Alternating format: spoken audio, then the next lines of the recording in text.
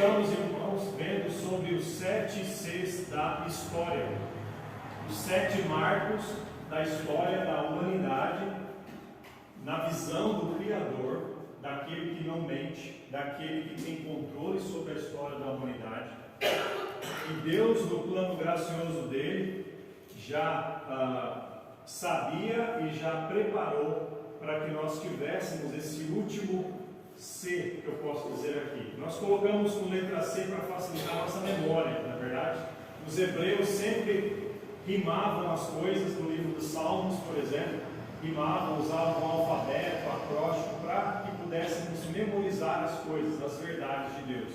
Então, você pegar palavras com a mesma letra nos ajuda a lembrar de verdades eternas e preciosas. Então, se isso nos ajuda a lembrar, então é isso que nós vamos fazer para relembrar essas verdades. Nós vimos que o primeiro C foi a criação. Deus criou tudo e no final do 6º dia ele concluiu e disse que era muito bom. Está lá em Gênesis 1:31. Depois entrou o pecado e chamamos o segundo C de corrupção. Deus, sabendo que era tudo bom e vendo que o homem decidiu desobedecer a única regra, a única ordem que Deus diz, que Deus havia dado, Deus já havia falado para o homem que se ele desobedecesse, no dia em que ele desobedecesse, ele certamente morreria. E foi isso que aconteceu, Gênesis 2:17. A catástrofe foi o que entrou depois, irmãos. É a enchente universal na Arca de Noé, que foi usada por Deus para salvar as pessoas da enchente universal. E somente as famílias que entraram lá, ou seja, a família de Noé, 8 pessoas, e os animais que ali entraram também, foram repovoar a terra logo depois que a enchente acabou. Noé ficou mais de 1 ano dentro da arca, né? Aquilo não era um barco, um navio, como nós conhecemos, mas era uma arca. Não era feito para navegar, mas era feito para flutuar e para sobrevivência. E foi lá então que Deus fez isso. A arca simboliza a salvação. Aqueles que estão em Cristo estão salvos. Salvos da destruição que vem decorrente do pecado. Depois que a família de Noé saiu, Deus repetiu a ordem de multiplicar, repovoar a terra. E eles então assim o fizeram até que... Perdão, irmãos, pela minha tosse. Talvez você vai saber vir num copo de água, por gentileza. Estou falando sobre enchente e eu estou precisando de água. Mas nós vimos então que a população que deveria repovoar a terra deveria se espalhar.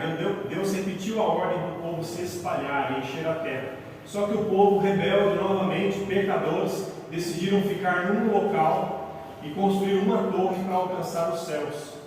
Muito obrigado. Ao invés de sair de um local ou de permanecer ou de se espalhar, eles decidiram ficar voluntariamente desobedecendo a ordem clara de Deus. Deus então confundiu a linguagem e dali surgiram os idiomas. Era um idioma só, era uma família, ou seja, a família de Noé que havia se multiplicado. Então as etnias ali eram variadas, mas um idioma, e aí Deus se encarregou de fazer confusão. E o nome Babel, que é a torre do local que hoje é Babilônia, né, na região do Iraque, é conhecido então como a torre da confusão. Dali não teve jeito a não ser se espalhar, e eles acabaram cumprindo o que Deus deu. O que foi bom porque hoje nós temos nações, temos povos diferentes, e Deus tem um amor precioso por cada um deles e quer que o Evangelho seja levado através da igreja do Senhor Jesus Cristo para todas as nações. E nós vemos no final da história que todas as nações, as línguas e povos vão ser representados adorando o Cordeiro. E que Deus, mesmo na confusão, Ele usa a graça dele para alcançar com a mensagem do Evangelho. Nós vimos que o 5º C então foi Cristo, prometido desde Gênesis 3,15, como aquele que seria ferido no calcanhar, na cruz, mas que esmagaria a cabeça da serpente. E Jesus começou a fazer isso logo daquela ocasião em que ele veio na cruz e fez isso, e ele concluirá no final, quando Satanás vai ser preso para sempre, lançado no lago de fogo e enxofre. Nós vimos que o nascimento de Jesus foi miraculoso, nascido de uma virgem, até ele nascer. Depois ela teve outros irmãos, ela teve outros filhos, Jesus teve outros irmãos consanguíneos. Então, Jesus Cristo viveu uma vida de obediência, uma vida de honra e glória ao Pai, e ele tomou o meu e o seu lugar na cruz do Calvário. Esse foi o sexto C. E na cruz, domingo passado, nós falamos sobre a dor do Calvário, a dor cruel da cruz que Deus permitiu, Deus planejou para que fosse o único meio que pudesse resolver o nosso problema, irmãos. Para pecar contra um Deus santo, é preciso uma morte eterna como consequência. E o único meio de solucionar era um Deus santo tomar o lugar do pecador. E foi isso que Jesus fez. Hoje nós vamos falar sobre a consumação. Pulamos muita coisa e não tem como cobrir a Bíblia inteira em alguma série de sermões, irmãos. Mas para ter uma ideia geral, para aqueles que já sabem ou para aqueles que desconhecem a história de redenção da humanidade que Deus tem para cada um de nós, o amor que Ele tem por mim e por você, e o plano que Ele tem para a humanidade. Jesus, depois que morreu, Ele ressuscitou. E a Bíblia fala que Ele é a primícia dos que dormem. Ele é o primeiro, o modelo, aquele um que ressuscitou de um jeito que nós vamos ressuscitar também. Na verdade, irmãos, todo o ser humano vai experimentar uma ressurreição. A gente vai falar um pouco disso. O meu objetivo, irmãos, não é cobrir todos os pontos, responder todas as perguntas, mas é pelo menos dar um gosto, lançar, despertar curiosidades, que eu sei que a palavra de Deus vai conseguir resolver e solucionar para você. Então, minha intenção hoje, irmãos, é sobrevoar, um panorama. Quem já fez isso alguma vez, você não consegue ver tudo em detalhes, mas você consegue ter uma visão geral. E que no final você, pelo menos, pode ter uma ideia e falar: eu sei mais ou menos agora, né? O geral da história, do encerramento, da consumação da história da humanidade. Tá bom? E se os irmãos tiverem dúvidas no final, os irmãos podem conversar, e eu com prazer vou procurar orientá-lo e até durante a semana lançar outros textos das Escrituras para te ajudar nisso aí. O assunto que vamos falar, irmãos, é um assunto que na teologia, os nomes difíceis aqui, é chamado de escatologia. O que é isso? É o ensino dos últimos acontecimentos, ou das coisas que vão ainda por vir. Então, algumas coisas estão acontecendo agora, outras coisas vão acontecer. Essa doutrina é uma doutrina também um pouco polêmica, porque como que são coisas do futuro, então tem algumas visões um pouco diferentes. Tem algumas interpretações diferentes. Eu vou passar a interpretação que eu creio que é coerente, que é bíblica e que, inclusive, a nossa denominação segura. Se você ir lá no site da Comunhão Batista Bíblica Nacional, os irmãos vão ver essa linha de pensamento. Mas todas as linhas de pensamento, irmãos, não fogem muito do que vai acontecer. E tem algumas coisas em comum que não tem como fugir mesmo, tá? Então, só para os irmãos terem uma ideia, eu vou explicar ao longo disso. Mas o primeiro evento que, de acordo com a Bíblia, que deve acontecer na vida dos cristãos, na vida dos crentes, é o que a Bíblia chama de iminente retorno de Jesus, ou arrebatamento. Se os irmãos abrirem as Escrituras em 1 Tessalonicenses, o capítulo 4, versos 16 e 17, 1 Tessalonicenses 4, 16 e 17, nós vamos ler sobre esses versículos. E algumas posições que variam aqui são aqueles que dizem que Jesus Cristo vai voltar antes da tribulação, ou no meio da tribulação, ou depois da tribulação. Mas uma coisa é certa, vai haver tribulação. Nós vivemos tribulações hoje em dia, é verdade, irmãos? Mas de acordo com o que lemos na palavra de Deus, essa tribulação não é o que vai acontecer, o que Apocalipse nos revela como vai acontecer. Nós já experimentamos muitas guerras, muito sofrimento, mas o que vai acontecer, descrito na Bíblia, não chega nem perto do que está acontecendo hoje. E o evento que vai acontecer, irmãos, é que Jesus Cristo, Ele vai buscar os seus, aqueles que um dia depositaram a fé nele como Salvador pessoal. Ele vai arrebatar. E os textos que vamos ler são esses dois versículos aí. Porque o mesmo Senhor descerá do céu com um alarido, com voz de arcanjo e com a trombeta de Deus. E os que morreram em Cristo ressuscitarão primeiro. Depois nós, os que ficarmos vivos, seremos arrebatados juntamente com eles nas nuvens, a encontrar o Senhor nos ares, e assim estaremos sempre com o Senhor. Paulo escreveu essa carta para os irmãos em Tessalônica, e os irmãos estavam vivendo uma vida de problemas, confusão, tristezas, porque eles estavam vendo pessoas da família que já tinham partido para estar com o Senhor. Então Paulo, ele procura consolar os irmãos com a verdade, não com falso consolo. Sabe quando você fala coisa para alguém que você não quer dizer aquilo? Você fala, não, vai ficar tudo bem. Você tem certeza que vai ficar tudo bem? Como é que você sabe que vai ficar tudo bem? Então Paulo sabe o que vai acontecer, e ele usa essas palavras para falar, não fica desesperado, console uns aos outros com essas verdades. E ele fala assim, porque o mesmo Senhor descerá do céu com alarido, e ele vai ressuscitar os que morreram em Cristo primeiro. Então a ordem vai ser essa, irmãos. Se uma pessoa creu em Jesus como Salvador, mas ela já partiu, já morreu, ele está dormindo de acordo com a Bíblia, e alguém que continua vivo no momento em que Cristo voltar, a Bíblia fala, de acordo com esse texto, que os que estão vivos não precederão os que dormem, ou seja, os mortos em Cristo vão ressuscitar primeiro, uma ressurreição que é igual a de Jesus, com um corpo glorificado, um corpo que nunca mais vai perecer. Por que nós precisamos de um corpo assim? Porque nós vamos encontrar com o Senhor nos ares. Esse fato de sair da terra e encontrar com Jesus nos ares requer que nós sejamos um corpo diferente. E aqueles que estiverem vivos na hora vão ser arrebatados com um corpo glorificado também. Então receber um novo corpo vai ser parte da nossa natureza, tá, irmãos? Então esse corpo aqui, decadente, corpo que fica doente, quem já ficando mais velho, não mais novo, vai ser trocado, irmãos, por um corpo diferente. Tá, irmãos? Tudo isso que é corrompido por causa do pecado, irmãos, Deus tem o poder e Ele de fato vai transformar. Bom, irmãos? Isso tudo porque Jesus ressuscitou primeiro. Se Ele ressuscitou, tudo isso é verdade. Tudo isso é verdade. Já pregamos sobre isso, lembra sobre a Páscoa? Então esse é o primeiro evento que é falado, que é a ressurreição e o arrebatamento dos salvos. O segundo evento vai ser o tribunal de Cristo. Quando nós nos encontrarmos com Jesus, algumas coisas vão acontecer. Aperte os cintos, né? Pense bem, porque quando nós crentes vamos encontrar com Jesus nos ares, vai ter o grupo dos crentes lá e vai ter os perdidos que estarão aqui. Os crentes que vão encontrar com Jesus nos ares vão passar por um tribunal, vai ser um julgamento. Não é julgamento para ver se eles vão entrar ou não no céu. Eles já vão entrar no céu, tá, irmãos? Esse é um julgamento das obras dos crentes.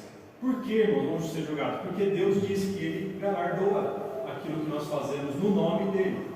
Nós já vamos entrar no céu, mas nós vamos entrar no céu com honra e glória para Ele. Um dia nós vamos depositar os pés da cruz de Cristo pelos méritos dEle, não nossos.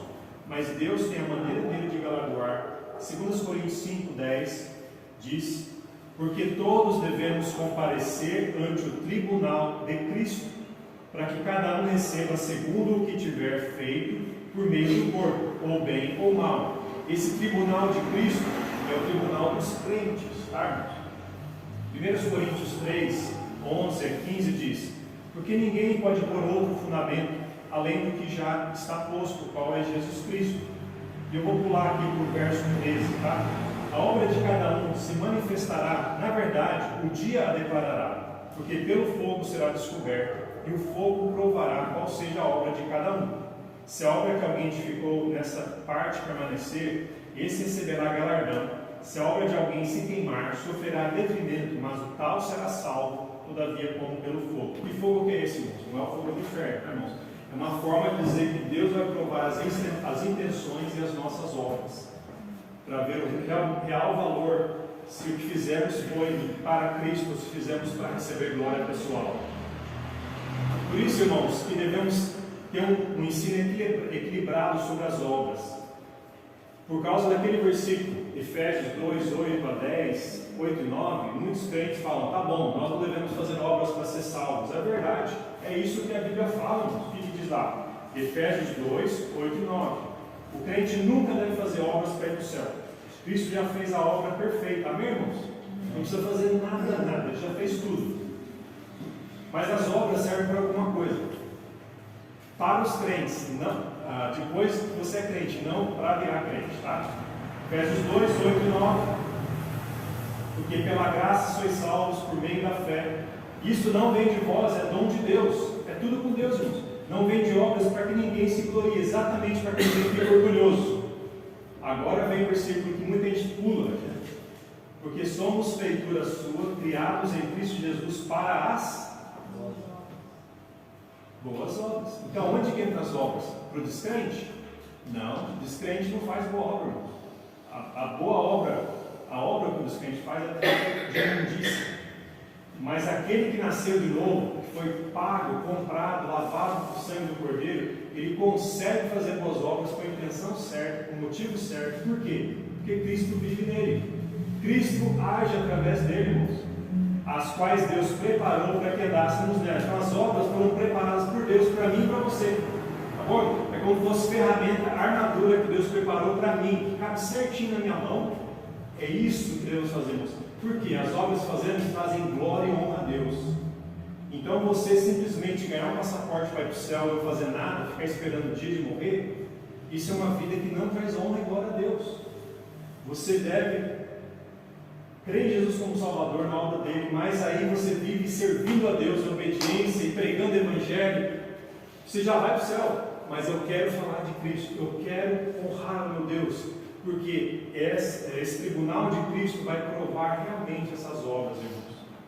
Então, depois do tribunal de Cristo, para ver quantas obras vão ser avaliadas em glorificar a Deus, vai haver o chamado Bodas do Cordeiro, no modelo de festa nupcial judaica, em que o noivo ia de encontro à noiva, e a noiva buscava o noivo, e ali nos ares vão encontrar, e Jesus Cristo vai celebrar junto com a sua noiva, com a igreja, ali, esse momento. Apocalipse 19, 7 diz: regozijemo-nos, alegremo-nos e demos-lhe glória, porque vindas são as bodas do Cordeiro.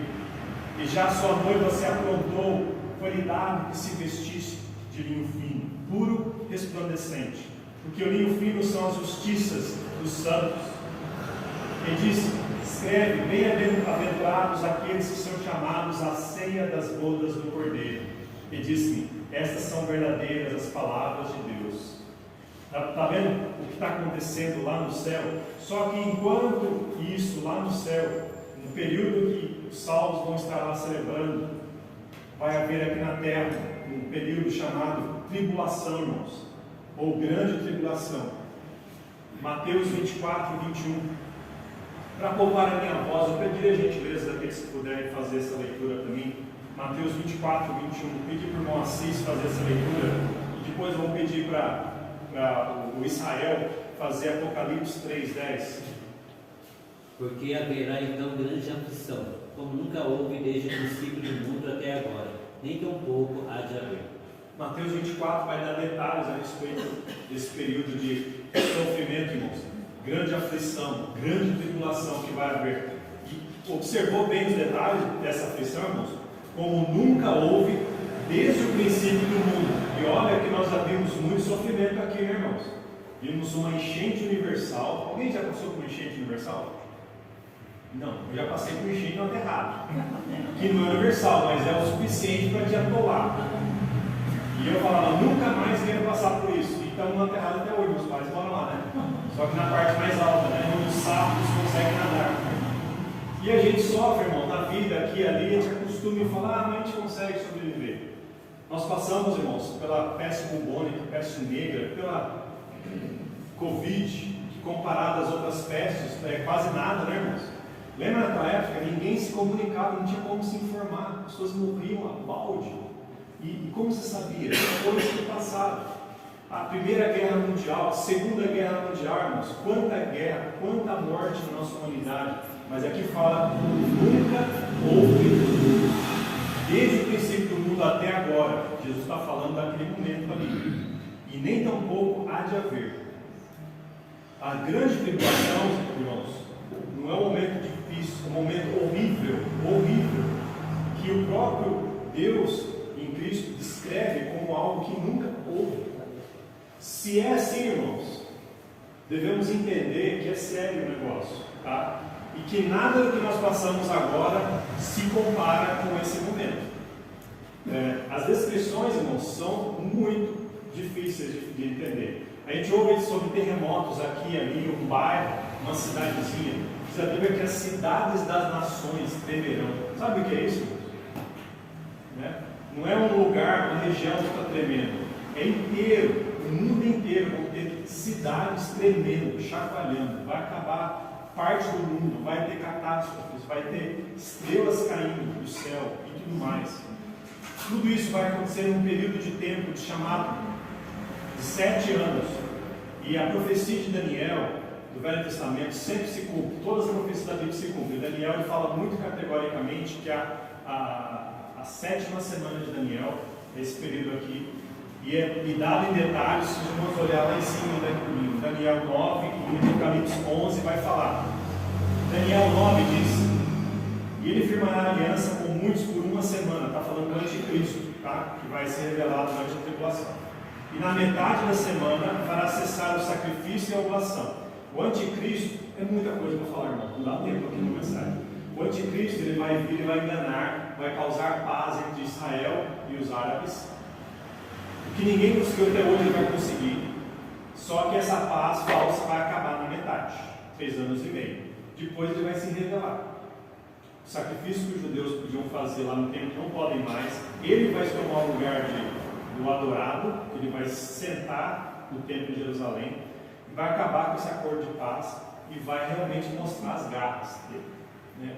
Então diz que na metade vai haver esse sacrifício, vai acabar esse sacrifício de oração, sobre as asas das abominações virá o Salvador, e isso até a consumação, e o que está determinado será derramado sobre a assoladores.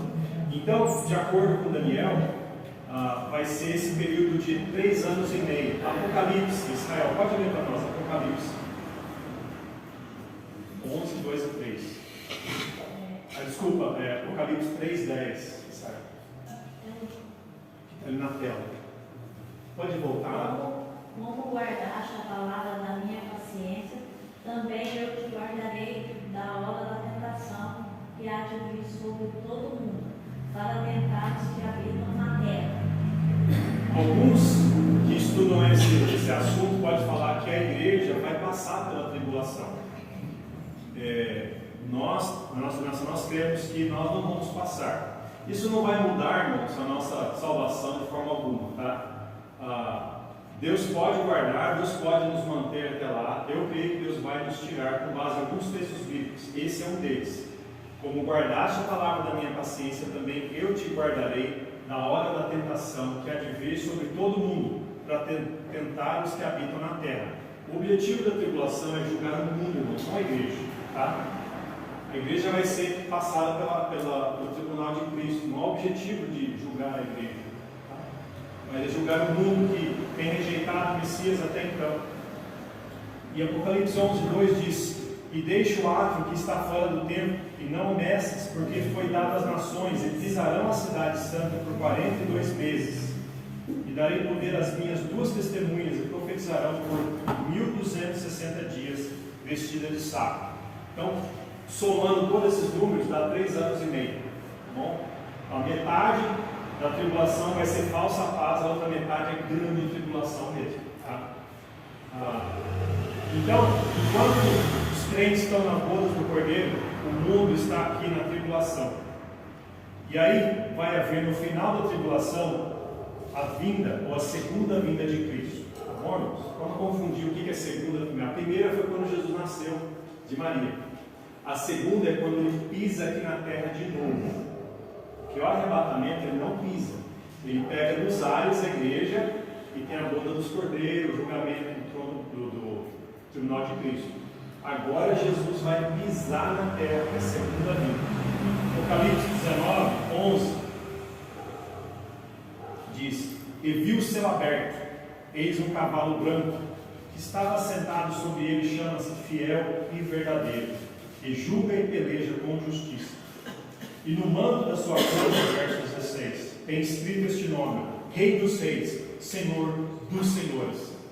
Porque de acordo com as profecias da Bíblia, irmãos, que está cheia de profecias, existirá um reino em que os judeus estão até hoje esperando, até mesmo os fariseus, falando sobre fariseus hoje de manhã, os fariseus acreditavam na ressurreição e no milênio.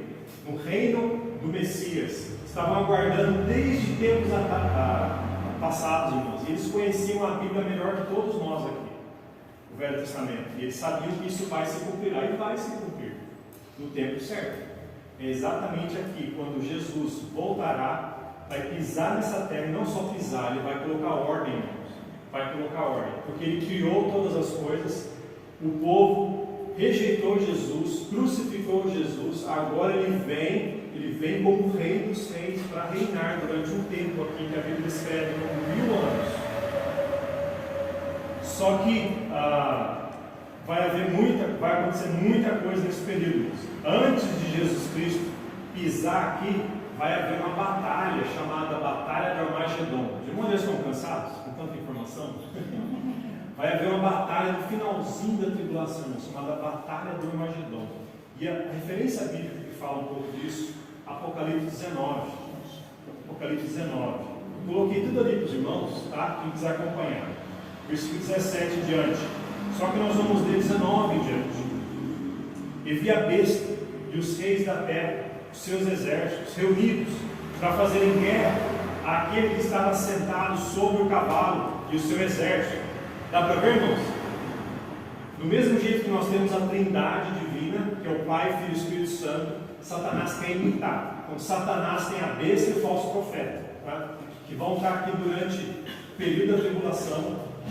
E ali, no finalzinho, vai ter essa batalha, essa rebelião, em que a besta, os falsos profetas, os reis da terra vão se juntar para lutar contra Jesus que vem no seu cavalo e contra os seus. E a besta foi presa, e com ela o falso profeta, que diante dela fizeram sinais, que enganou os que receberam o sinal da besta e adoraram sua imagem. Estes dois foram lançados vivos no lago de fogo, que arde como enxofre, e os demais foram mortos com a espada que saía da boca do que estava sentado sobre o cavalo, e todas as aves se fartaram das suas carnes. Então, irmãos, Jesus vai vir como vitorioso. Antes de começar o milênio, ele vem, ganha essa batalha de Armagedon, não tem nem como começar. E ele já lança o lago de fogo, né? A falso profeta e a besta, e aqueles que rejeitaram Jesus, que receberam a marca da besta. Agora sim, Jesus Cristo vem. Vamos ver vários julgamentos aqui, irmãos.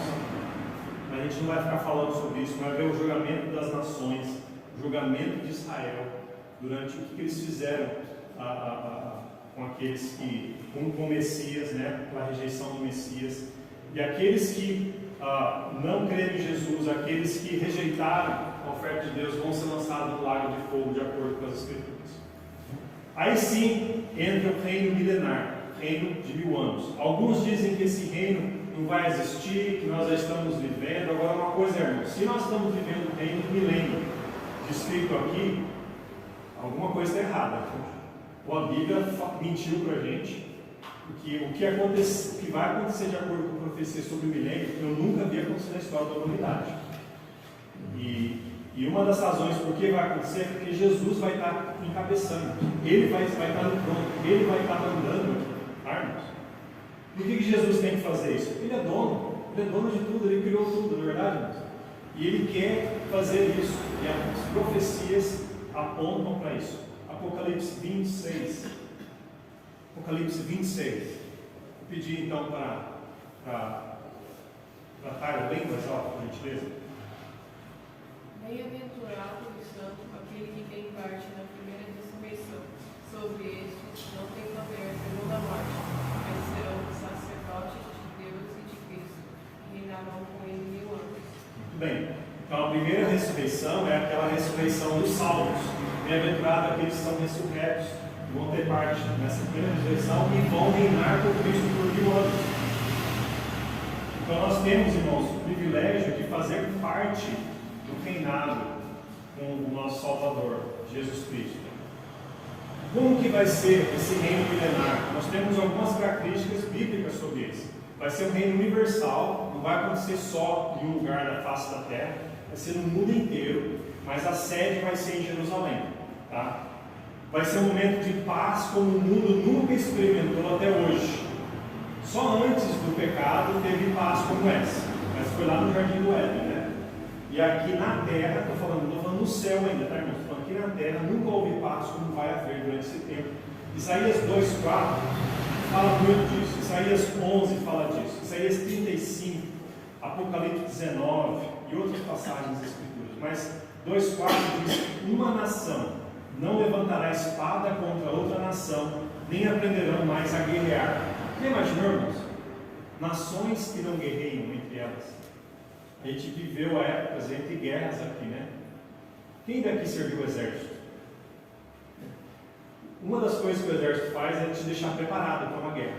Mesmo que o Brasil é pacífico, né? Mas te deixa preparado, né? Eu já morei fora, eu sei como é que é, irmão. Pessoas que vieram de guerras. É trauma que eles têm da família, morreram, irmão, pai, parente. Tem que estar sempre alerta, sempre alerta. Aqui diz que no milênio não vai ter necessidade, porque não vai haver guerra. Aquilo que causa guerra vai ser controlado. Jesus vai estar no controle. E nem vai precisar aprender guerra. Não vai ter necessidade. A paz verdadeira que o mundo busca, que a ONU corre atrás, nunca vai alcançar, só aqui no milênio. Porque Jesus, o Rei dos Reis, vai estar no comando. Justiça verdadeira, versículo Isaías 11, julgará com justiça aos pobres e repreenderá com equidade os mansos da terra. Jesus Cristo vai estar julgando, Ele vai fazer as coisas entrar no eixo. Não tem como enganar Jesus.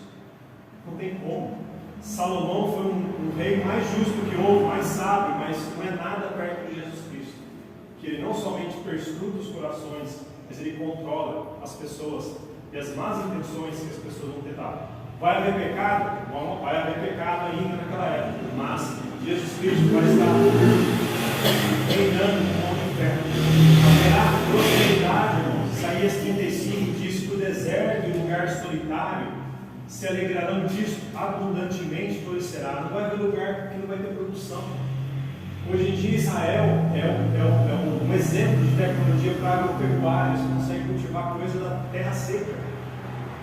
Agora imagina, nesse período de prosperidade, né? Pela graça de Deus existe tecnologia hoje, mas imagina durante o milênio, o que você joga cresce, né? De acordo com a Bíblia, não vai haver falta de alimento, harmonia e glória, e repousará sobre ele o Espírito do Senhor, o Espírito de sabedoria, de entendimento, o Espírito do conselho de fortaleza, o Espírito de conhecimento, de temor do Senhor, porque Cristo está no comando. Não tem fake news, não tem controle de interesses políticos, irmãos. É Ele e é Ele. O líder vai ser Cristo, Apocalipse 19:16, Rei dos Reis, Senhor dos Senhores. É assim que Ele vem, por 1000 anos, literais. Alguns falam, mas pode ser um período longo de história. Deus, quando Ele quer dar alegoria, ensinar através de alegoria, Ele fala, não tem medo de falar de alegoria, o que é a figura de linguagem, mas quando Ele fala tempo e espaço, Ele não brinca quando Ele fala, irmãos.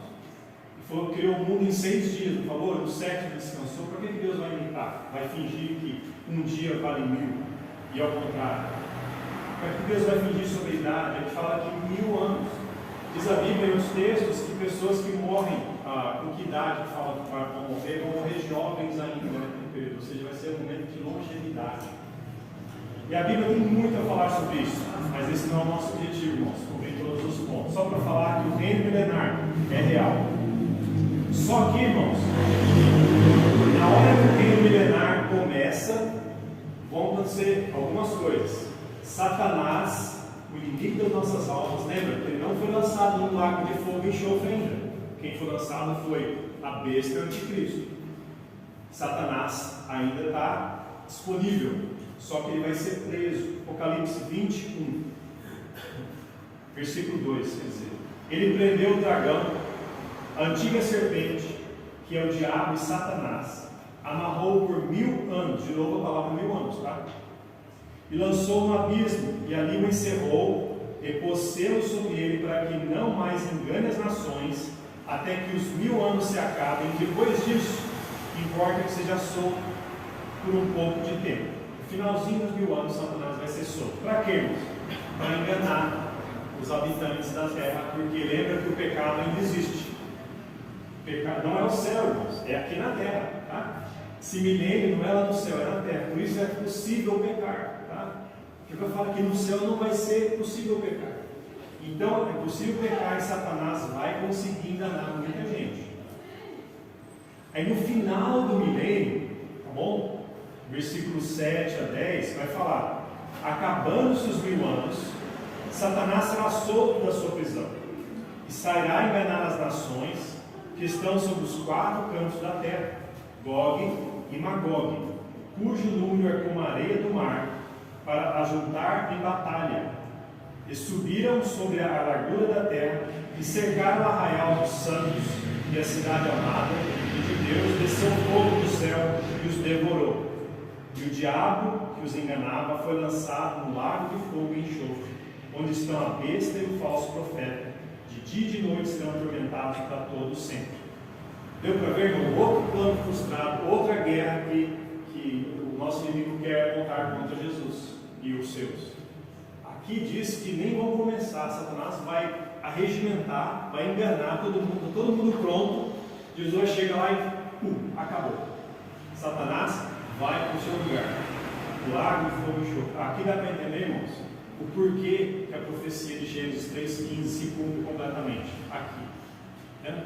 Na cruz Jesus frustrou Satanás, mas aqui Satanás é definitivamente lançado para o lago de fogo e enxofre. Isso eu faço, irmãos, que a vitória que nós podemos ter sobre nossos inimigos não é uma briga pessoal entre eu e o inimigo, é uma briga do meu Salvador. Por isso eu me agarro aos pés da cruz, aos pés do meu Salvador, que Ele já ganhou a vitória por mim e para você. Amém, irmãos?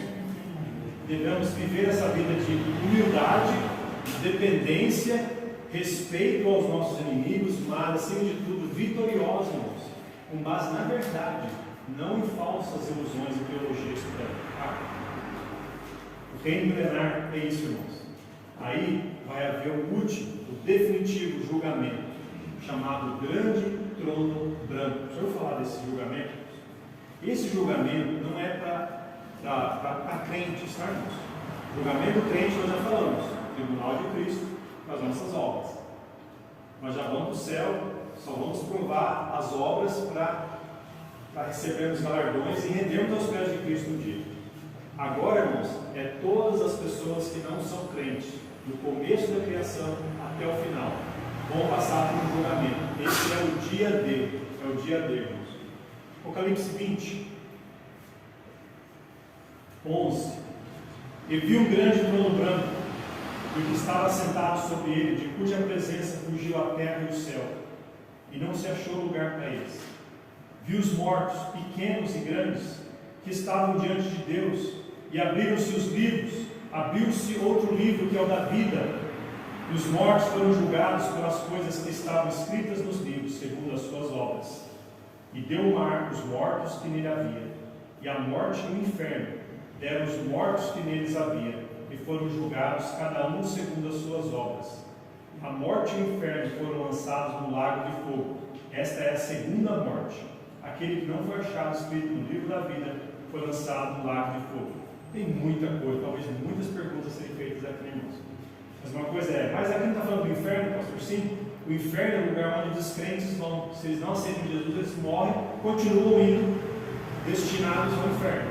Tá?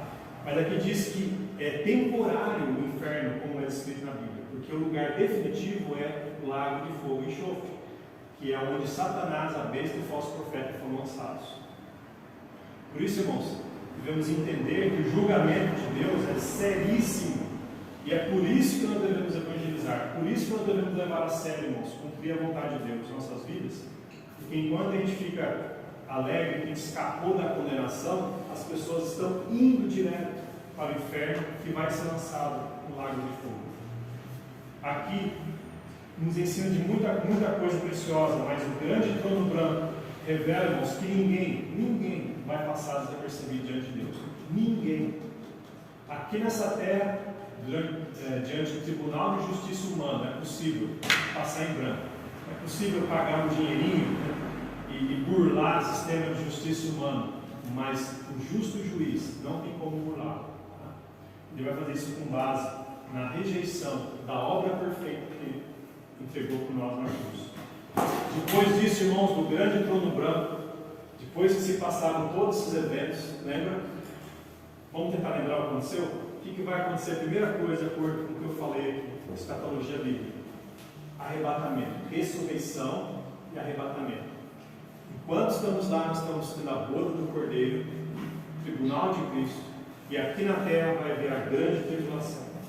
Depois, no final da tribulação, a batalha de Armagedon.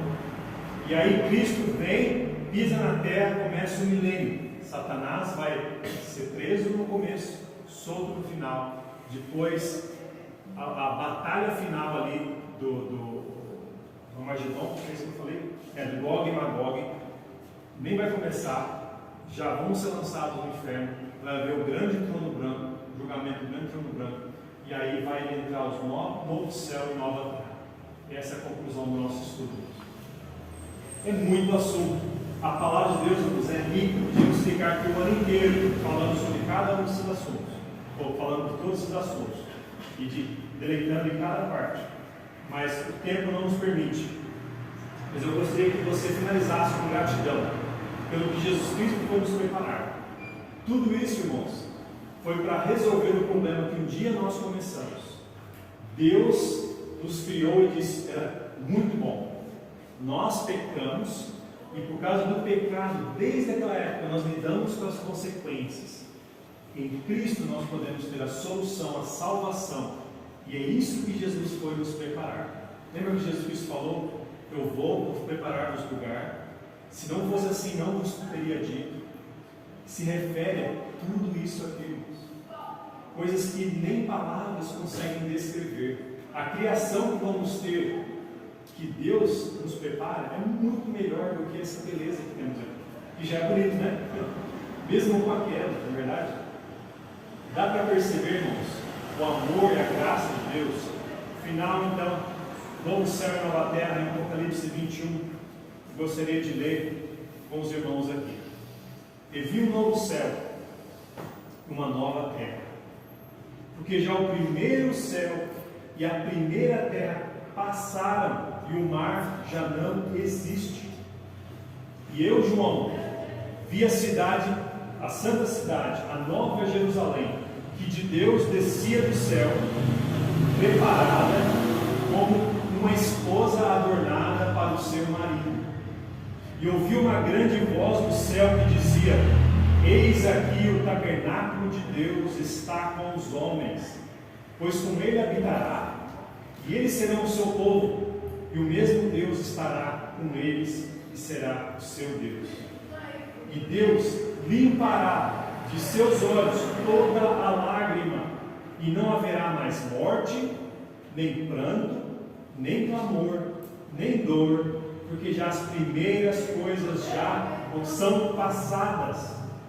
E o que estava sentado sobre o trono disse: eis que faço novas todas as coisas. E disse-me: escreve, porque estas palavras são verdadeiras e fiéis. Glória a Deus.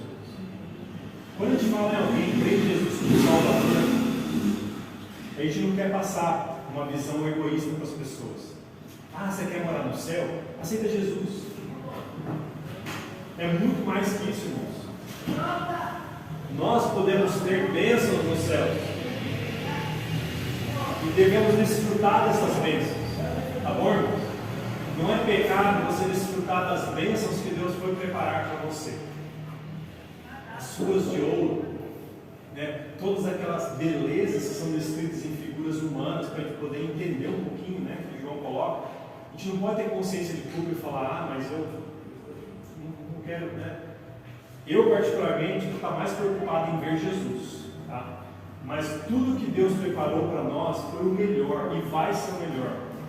E aqueles que Ele vai levar para lá, para morar lá, são aqueles que foram lavados pelo sangue do Cordeiro, tem os nomes deles escritos no livro da vida, ou seja, aqueles que receberam a obra perfeita de Jesus na cruz do Calvário por eles.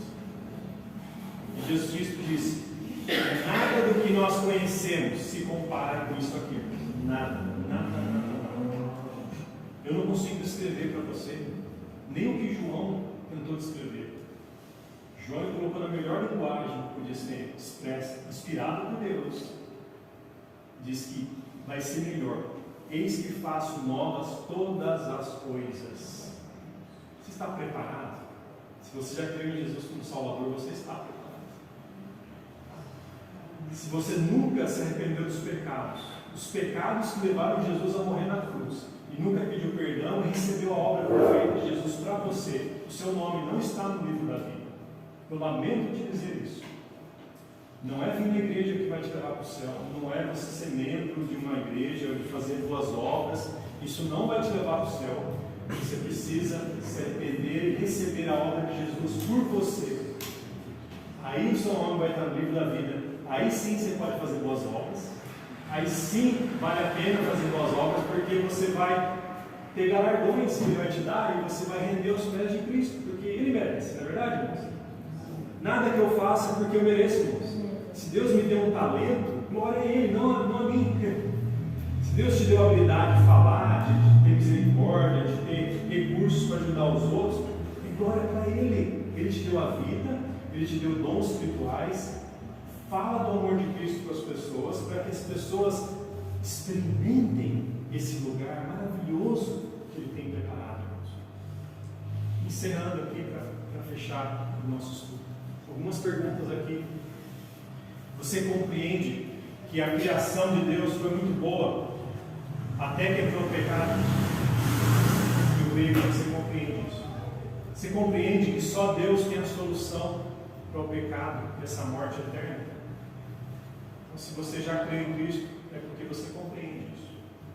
Você compreende que Cristo, Deus Filho, viveu em plena obediência e morreu por causa do meu e do seu pecado? Eu creio que você já compreende se você recebeu Jesus. Você confia que Jesus é o único meio de perdão e reconciliação com Deus? Porque se com tua boca confessares ao Senhor Jesus e em teu coração creres que Deus o ressuscitou dentre os mortos, serás salvo. Visto que com o coração se crê para a justiça, com a boca se faz confissão para a salvação. Porque a Escritura diz: todo aquele que nele crer não será confundido, porquanto não há diferença entre judeu e grego, porque um mesmo é o Senhor de todos, rico para com todos os que o invocam, porque todo aquele que invocar o nome do Senhor será salvo. Jesus Cristo não vai virar as costas, não vai virar as costas para aquele que é arrependido, clama por perdão e salvação. Ele quer, tanto é que Ele ordena que a igreja faça isso. Ele não obriga as pessoas a receberem Ele, mas Ele quer que as pessoas ouçam, porque não há como você ser salvo se você não ouvir, se você não crer. E nós já fomos enviados para fazer isso. Vamos fechar nossos olhos em gratidão a Deus por essa mensagem riquíssima e que só a superfície que nós pegamos aqui. Obrigado, Senhor Deus, pela tua graça, por esse local maravilhoso que o Senhor prometeu e o Senhor vai cumprir. E mais que tudo, Pai, porque nesse local a tua presença é eterna, que é o mais importante. Senhor Deus, pedimos que, se alguém hoje à noite que não tem certeza, quando partir, quando morrer aqui, não tem certeza de para onde vai, Senhor Deus, que entenda a tua palavra que foi pregada, se arrependa dos pecados e crê em Jesus como Salvador. Eu quero estar disponível para tirar dúvidas, para levar essa pessoa, conduzir a salvação, se é o caso aqui. Tira o temor e a vergonha dessas pessoas. E a ousadia da fé genuína e verdadeira em Cristo somente. E nós, ó Pai, que já fizemos isso, sejamos ousados, ó Pai, graciosos em falar de Jesus para o nosso vizinho, nossos parentes. Saber que o tempo que temos é um tempo que está tempo de graça, Pai. Dia após dia nós podemos falar de Jesus, dar um folheto, abrir a Bíblia, evangelizar. Não percamos isso. Dê uma semana abençoada, com saúde física, mental, mas acima de tudo, que tenhamos, ó Pai, a urgência no nosso coração de falar de Jesus, para que mais e mais pessoas venham a ter os nomes no livro da vida. Em nome de Jesus oramos. Amém. Amém. Então você tem liberdade de me procurar para orar por algum motivo que Deus tocou no seu coração.